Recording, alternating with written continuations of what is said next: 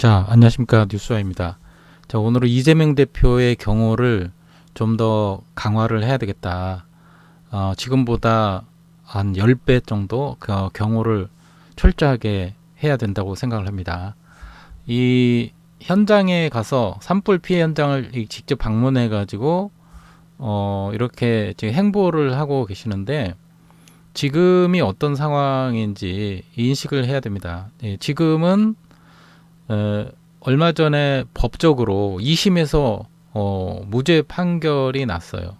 네, 그래서 국민의힘과 이재명 대표를 싫어하는 이 극우 세력들이 이 암살의 생각을 갖고 있는 이 세력들이 어떤 공격을 해올지 모르는 이 위험이 노출된 상황이에요. 예, 그렇다면은 산불 현장을 직접 방문한다 이런 소식을 알고 있고 또 여기에 몇 명의 요원을 또 보낼 수도 있는 어떤 세력들이 이거를 짜고 이걸 계획을 할 수도 있는 거예요. 자, 이 현장에서는 지금 혼자가 나왔습니다. 근데 혼자가 나왔는데도 이 사람을 제압을 하지 못했습니다. 우리가 영상을 보면 뒤쪽에 경호원 몇 명 있고 이 앞쪽에도 있었지만은 이 옷을 들고 나오는 흉기는 물론 안 들었지만 옷을 들고 나온 사람에게 경호가 뚫렸단 말입니다. 이게 왜 일어났냐 생각을 해보면 흉기만 어떤 들고 생각을 한 거 아닌가 생각이 들고요.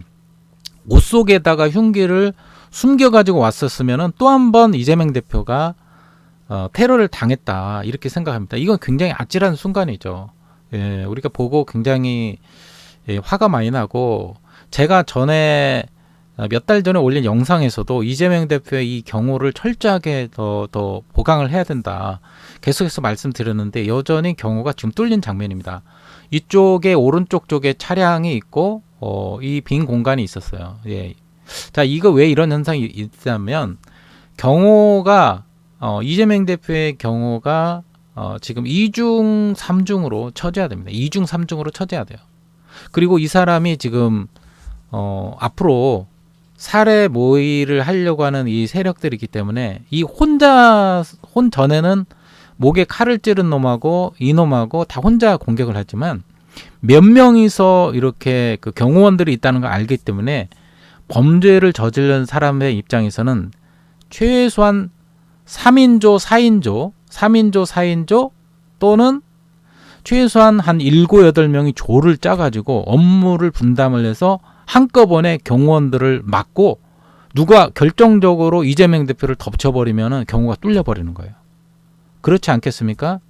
저는 이런 상황까지 생각을 해서 민주당 측에서 그러니까 이재명 대표를 중심으로 원을 그랬죠.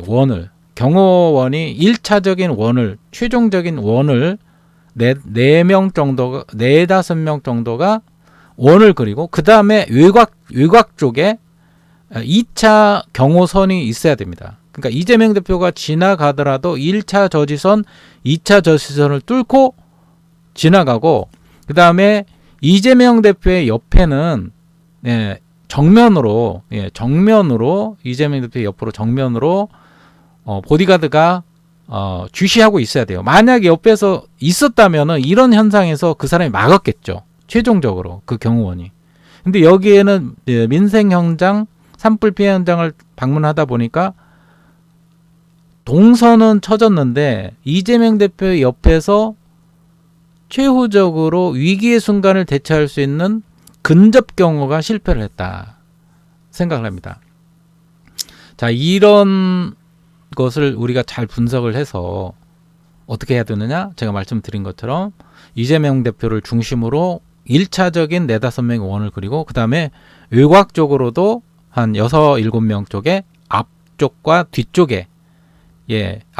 뒤쪽에 경호원들이 또 저지선을 2차 저지선을 막고 그 다음에 민주당 경호원을 무한정으로 많이 쓸 수는 없잖아요. 인건비 같은 것도 많이 들어갈 거고 그게 여의치 않다면은 그 민주당 당직자들 중에서 같이 움직이는 그 동선 중에서 서로 뭔가 2인 1조식으로 해가지고 주변에 그 주변에 그런 움직임이 있는지를 체크를 하고 엄호해야 됩니다. 예, 주변에 동선을 쳐줘야 돼요. 네, 그리고 마지막으로 이재명 대표의 옆에 옆쪽에 좌나 우나 뭐 좌우로 2명이 있으면 좋고요.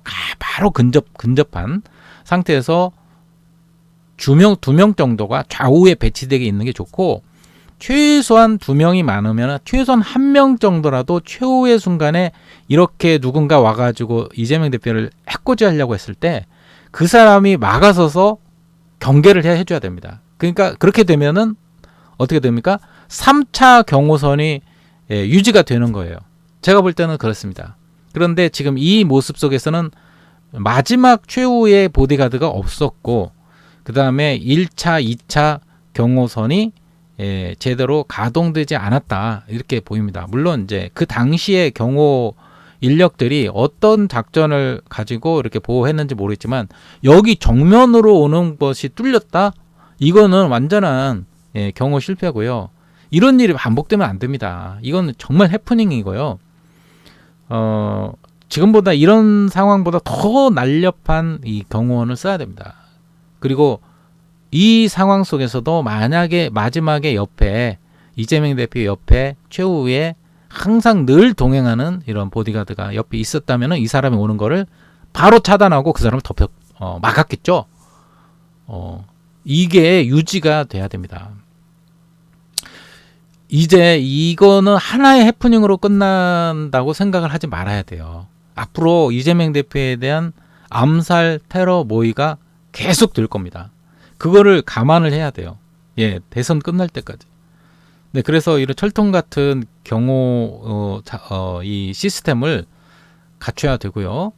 또 제가 한번 당부드리고 싶은 것은, 물론 방검복과 방호복을 이재명 대표께서 지금 입고 계시지만, 제가 말씀드리고자 싶은 것은 또 하나, 목 부위에, 목 쪽에 지난번에 목이 공격당했지 않습니까? 조금만 벗어났으면은 그 즉시로 즉사할 수 있는 위험한 상황이 되었기 때문에 그것의 교훈을 잊으면 안 돼요. 그래서 또다시 목 부위를 공격할 수도 있습니다. 그래서 목 쪽에 뭔가 보호대를 착용을 해야 되지 않나 생각이 되고요. 또 한 가지는 저는 이거를 드리고 싶어요.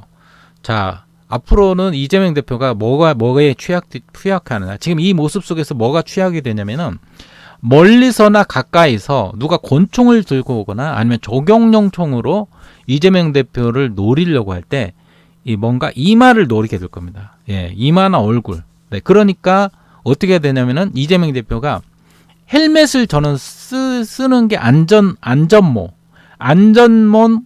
방탄 헬멧, 또는 이제 그 공사 현장에서 보면은 안전모 같은 걸 착용하잖아요. 오토바이를 탈 때는 헬멧을 쓰고, 무거운 것을 쓸 수는 없죠, 이재명 대표가. 그러나 공사 현장에서 쓰는 것처럼 안전한 방탄 하이바를 쓰고 착용을 하고 이렇게 현장을 방문하면서 자신의 몸을 최후로 보호해줘야 되는 건 자기가 해야 돼요.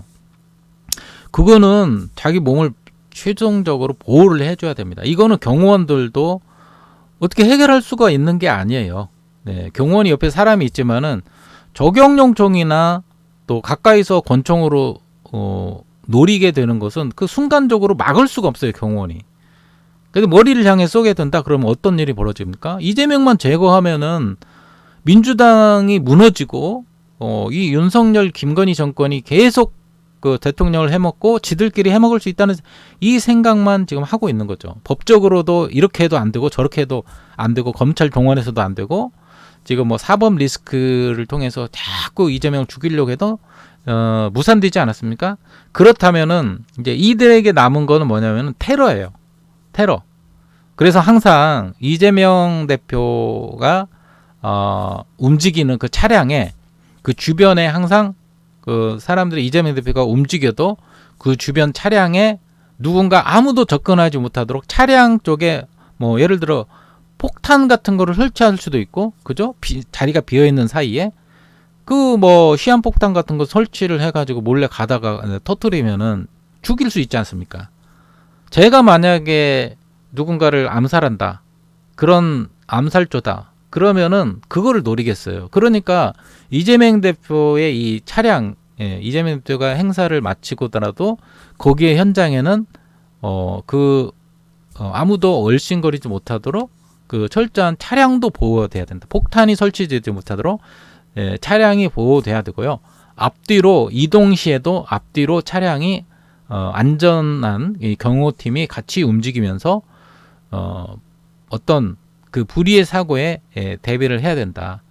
이 민주당 쪽에서 물론 법적으로 싸우시는 분들은 법적으로 열심히 싸우셔야 되지만 한편으로 이재명 대표의 이 안전 문제에 대해서 보안 문제, 안전 문제에 대해서 경호 문제에 대해서 철저하게 2중 3중으로 안전장치를 계속 두는 것이 굉장히 안전하다 이렇게 생각합니다. 차량 조심해야 되고요. 차량에 폭탄 설치하지 못하도록 24시간 계속해서 그걸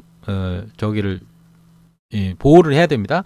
그 다음에 이재명 대표가 이렇게 웬만하면은 행사장의 모습을 많이 안 보이는 게 좋을 것 같고요. 웬만하면은.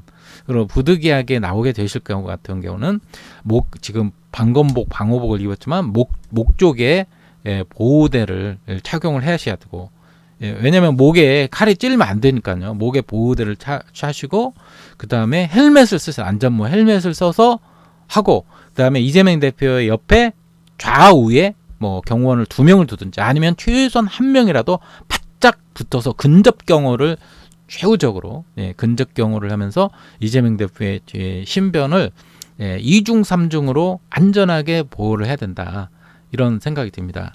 자, 지금도 이 구구 세력 그리고 좀비 세력은요, 노리는 게 이제 한 가지예요. 한 가지입니다. 법적으로는 자기들도 법적으로는 법꾸라지처럼 이 핑계 저 핑계 대면서 모든 거를 꼼수를 부려가지고 절대 이제 윤석열이가 감옥에 안 갇히도록 계속 방해하고 수사 방해하고 이재명 대표를 이재명 대표와 민주당을 공격할 겁니다.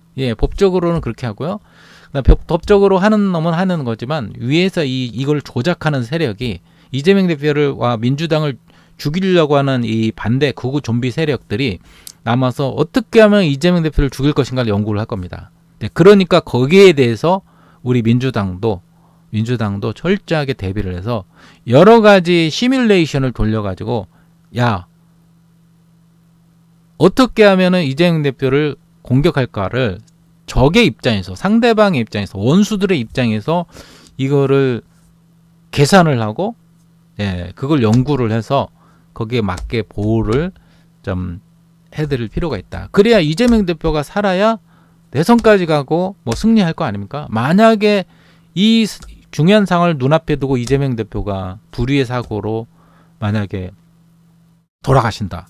그러면은 민주당은 물론 민주당은 제2의 이재명, 제3의 이재명 물론 또 나타날 수 있죠. 다 민주당이. 그렇지만은 이재명이 무너지면은 그로 인한 후폭풍과 엄청난 충격 여파로 민주당 자체가 또 흔들릴 수도 있기 때문에 철저하게 보호를 해야 되고, 이 미친 새끼들한테 이재명 대표가 뭔가 개죽음을 당하는, 어이없는 죽음을 당하는, 피해를 당하는 이런 일이 없도록 아주 영리하고 치밀하게 틈틈이 촘촘하게 이 방벽을 세워야 된다고 생각합니다.